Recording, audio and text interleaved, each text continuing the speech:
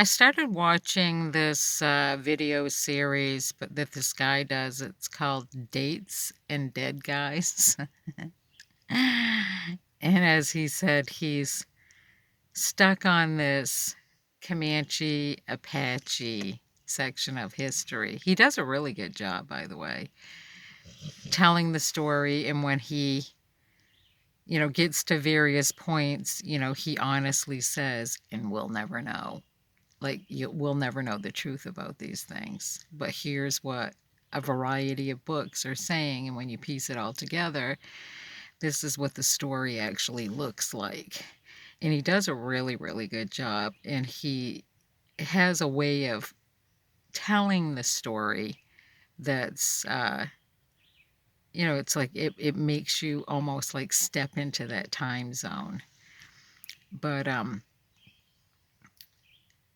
I wanted to just kind of like put some flavor on some of the stuff that I picked up through my readings, mostly as a child, but and how I interpreted things, the way things once were. And because I don't think cruelty was a way of life. I really don't. And but before I talk about what I want to talk about, I feel so bad. I'm driving down the road and there were these two little birds. I don't know what type of birds they are. I'm not good at identifying birds other than hawks, crows, and a few others, an eagle. But they're little teeny birds. They have like a yellow body and black wings, and they're playing in the road. And I got a car behind me and I'm going, man, I hope they move. I hope they move.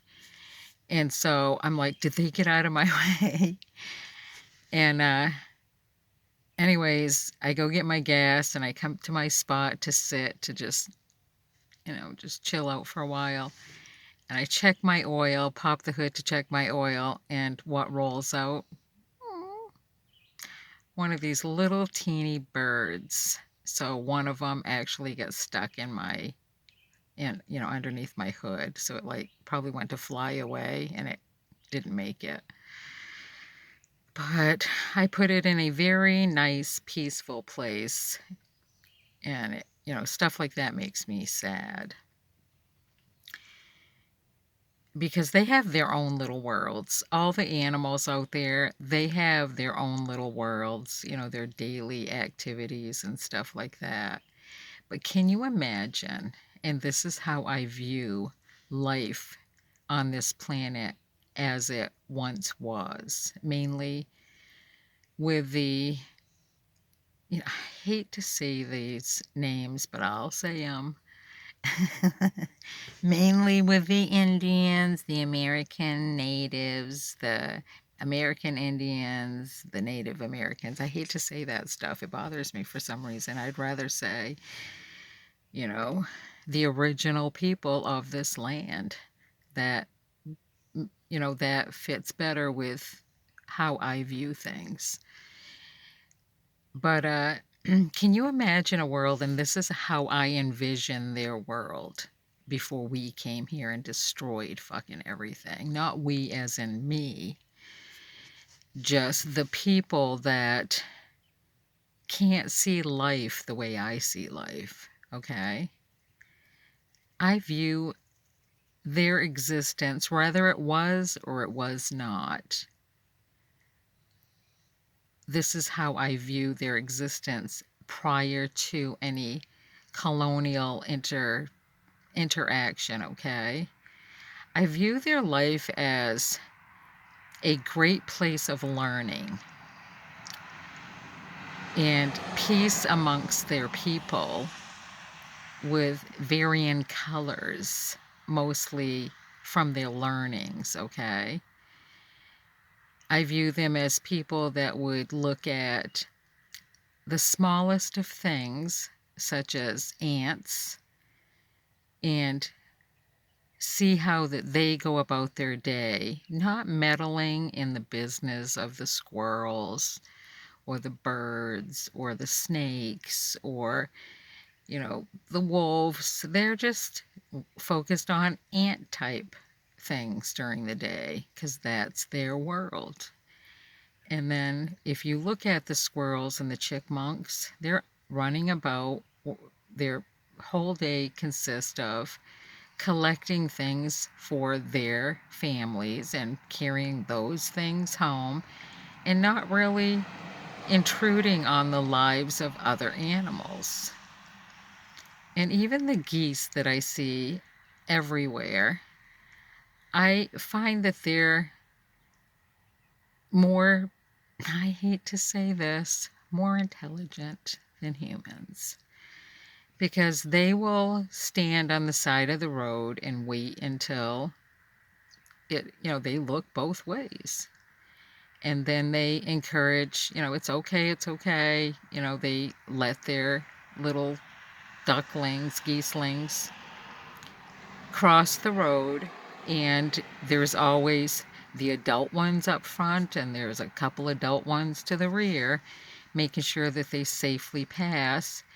And if a car comes up on them while there's a lot of them trying to pass, they have no problem, fluffing up their wings and shaking their head like, don't you dare think you're going to cross this section of road when we're trying to cross it. And I find all of that stuff so interesting because they never went to school. They didn't, they don't carry textbooks around with step-by-step instructions how to do things.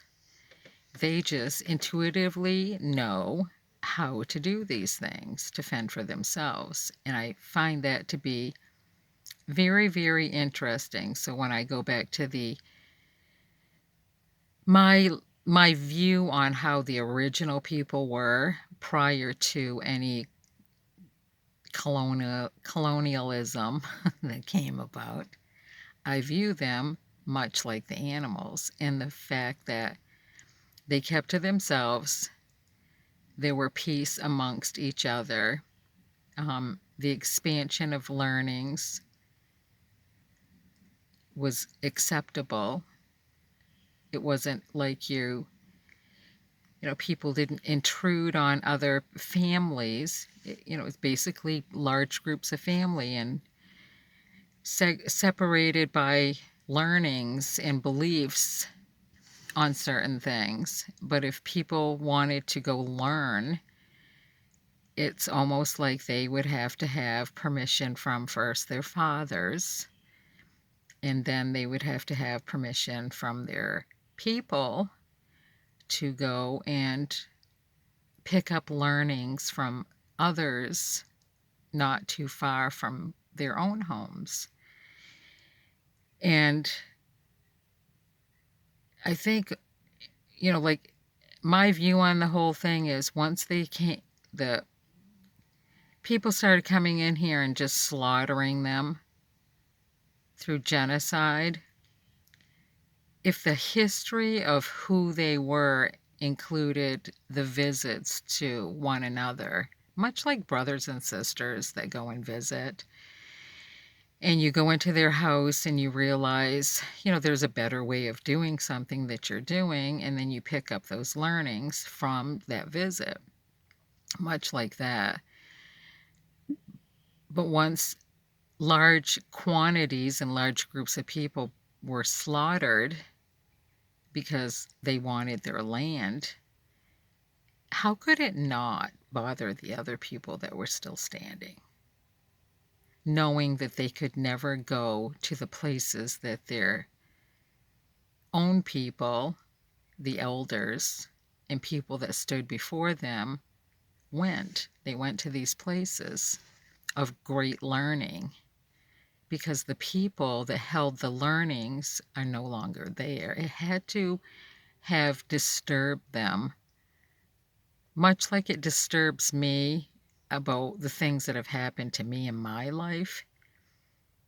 You can't get over those things. It chews away and it chews away and it chews away at you. And so in his stories, Dates and Dead Guys, he's talking a lot about the Comanche and the Apache, and I view the Comanche as, the blood boiling uh, tension, if you will,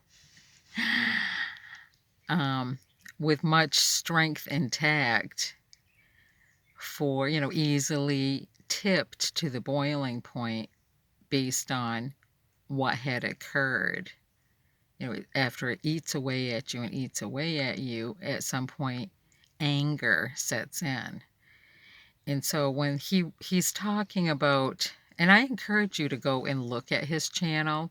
It's really cool how he does his stories, and it's just the way that he tells the story, okay? And I like the fact that he sits there and says, like, break points, and we'll never know. We're based on this information, we're assuming this is the history of it, but we'll really never know. And I like that about him. But going back to the Comanche, you have to put things in perspective in that time frame and take a good look at overall what was going on, no different than what is going on today. We are all, if you are not upset at the fact that our government cares more about people freely entering this country, and they care more about their health and well-being than they do the rest of us, then there's something wrong with you, okay?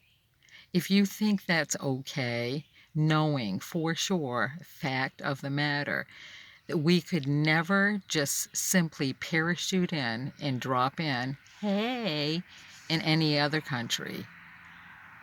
It's so half-ass backwards. The United States is such a dysfunctional place. There's no rhyme or reason for any of the shit they do. None of it. There's no solid mission statement where, they give the states, it's not like they say, here's our mission statement at the US level. We're going to give each one of you states an opportunity to grasp what that mission statement is. Then we're going to pass down laws through the federal government, and then we're going to give you time to implement those laws all the way down to your little local bodies of government, and there are a lot, and then we're going to enforce it. First with you as the government, and because you're being paid to do these things, and then we'll make sure that through our course of action with you, setting the milestones and the standards with the government employees, we'll enforce it with the people, but we're going to enforce it first with you. They don't do anything like that, okay? Nobody operates from the same standpoint of view. The marker constantly is moving. We don't know what's really going on. They make more laws without revisiting previous laws. You have to mark laws that do not work obsolete, okay? But going back to the Comanche, as far as I know about the Comanche, the blood-boiling tension riding up on high was the overriding factor on the death tolls that occurred during that time. Okay? They tried to, as far as I am aware, they tried to match feet with white people to gain a better understanding of their next move, which they, I don't care where you are. If you have an agenda, you have a next move, okay, to achieve that agenda. None of the stuff in colonial history even makes sense. Them coming over here, trying to sell the land to foreign investors, that going bankrupt, you know, basically it was a failed endeavor, but still they pushed forward with just handing out sections of land. It's like, and it wasn't even their land to hand out or to sell. They had no rights to the land. It's so screwed up. So it's like the madman running the show, and it's still there as of today. But the Comanche, from what I know, they even attempted to match the feet in the movements of the white people to try to see where they were coming from. Because white people did kidnap their people, mostly women and children, and they did enslave them, and they did, sexually assault women and female children. They did that. And so, from what I understand, the Comanche would kidnap their people, white women, and their children, and apply the same. Because if it's okay for them to do it to their people, then it must be equally okay for the Comanche to do the same thing to the white people. Doesn't that make sense? It's an eye for an eye. And it didn't go over well. They were uh, later categorized as, with all of them, which still pisses me off to this day, the savages. Okay, the savages. Give me a break. But he does do a really good job. His channel is, I've been watching it for the past few days, and it's way better than watching anything else out there. And it really makes you think about history. And as far as those original people, as far as I know, based on my understanding of them, they lived amongst each other peacefully. And they had great learnings with one another, much like brothers and sisters. And the conflicts between them came about with agreements and disagreements regarding the presence of the white people. And, pretty much today, they're segregated, not just on tribal land or reservations, but it's almost like, the connection that they once held isn't there. But that was part of the indoctrination of taking a civilization of people and their solid belief system about things and forcing the concepts of somebody else's right down their throats, to the point where either you accept it or we're going to exterminate you. And I have a lot of respect for them overall, because with the numbers that were laid down historically on their side, they continue to stand to represent their people that are no longer here. And that is like honoring. It's really, really hard. Really, really hard to stand and not want to, basically give up on life. But they continue to stand. And that right there, that's huge amounts of respect, huge amounts of just total honoring those people. And no one puts any focus on the numbering that are still here, but they're not as large in numbers, and they don't have the strength that they used to have back in those days. But as far as the numbering goes, strength is numbers on your side. But you have to see how strong internally they have to be to continue to stand and represent their people. It really is honorable. But check it out. I'm giving him a big plug because I really like his channel, Dates and Dead Guys. He does a great storytelling. He is stuck, and he honestly says that he's stuck right now on the history of the Comanche and the Apache. And but I can see if I was back in those days watching what these people coming onto, if I always had free range of land and I had a solid structure with my people, and then these people just showed up and they started kidnapping and sexually assaulting and abusing women and children, that that stuff never occurred, not even with neighbors, their brothers and sisters. I can see how that would be disturbing. But nothing has changed in the United States. They have put out so many laws on domestic violence and abuse, but they egg it all on. They don't put a stop to it. They spend more resources, more dollars on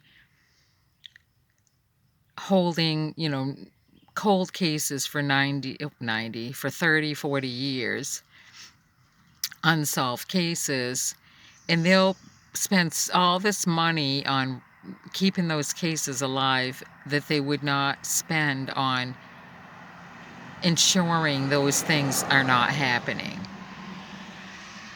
If there's a reason why women are found dead on, the edge of a highway, it's because, well, maybe there's not a solid family structure in place. And why isn't there a solid family structure in place? Well, maybe you're favoring the man in family court more times than they favor women in family court. And, it's the demise of the family. But if they could hold those strong family ties together, maybe there'd be less runaways. Maybe there'd be less missing people. Maybe there'd be less homicide. But the United States will never learn. They'll never implement any solid strategies. No, there's nothing solid ever placed in the United States that actually sticks. They'll put a Band-Aid on it, and then they'll rip off the Band-Aid long enough so that, they can get their cash flow. And then they'll put another Band-Aid on it and rip it off, like the open sore. Wait for the cash flow to come in, then they'll cover the sore back up temporarily. And they just keep doing that over and over and over again. It's so stupid. It's so ridiculous. It's so petty. It's so immature. Everything they do is so sickening. Fucking sickening. You get so sick of listening to the same shit over and over and over again, but never seeing any real change go into effect. And the only change that will ever go into effect is when, sooner or later it will happen. Somebody will launch war on the United States because people get fed up with stupid, immature, dysfunctional, they're home wreckers. They get involved. They're meddling bitches. They get involved in shit that is none of their fucking business. And people, after a while, will get sick of that. So, check that channel out. It's pretty cool. I like it a lot. Giving you a plug, man.